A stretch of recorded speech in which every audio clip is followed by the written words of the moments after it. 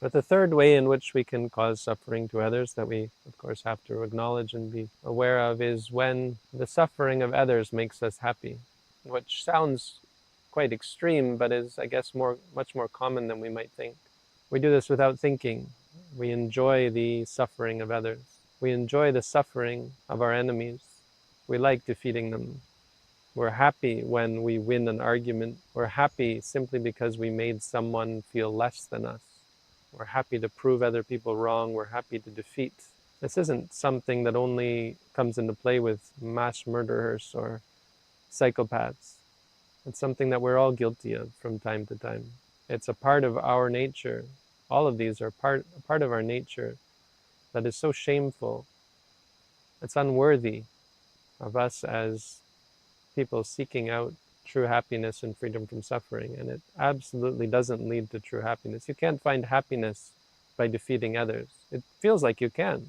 Look in the world how people gloat at their victories over others, and how angry we can become seeing other people gloat over their victories, how we can wish them such ill and be happy when they suffer. We might even be happy thinking about how when they die they will suffer in hell or such a thing.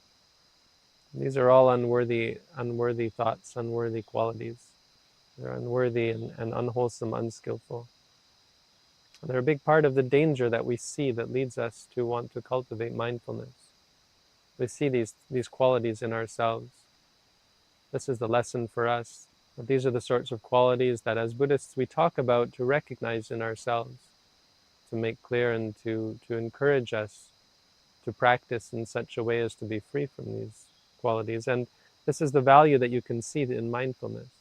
And through the practice of mindfulness, for yourself, you see moment after moment in your practice the relationship change.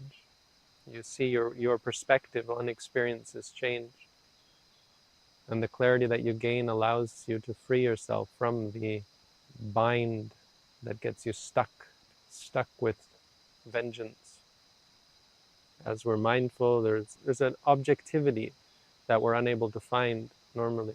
Ordinarily, our minds are constantly judging, reacting, and as a result, cultivating these intense and deep-seated grudges against others, attachments to others, bonds and binds and ties to others and to objects of attachment and aversion and so on. Mindfulness changes that. It allows us to see clearly.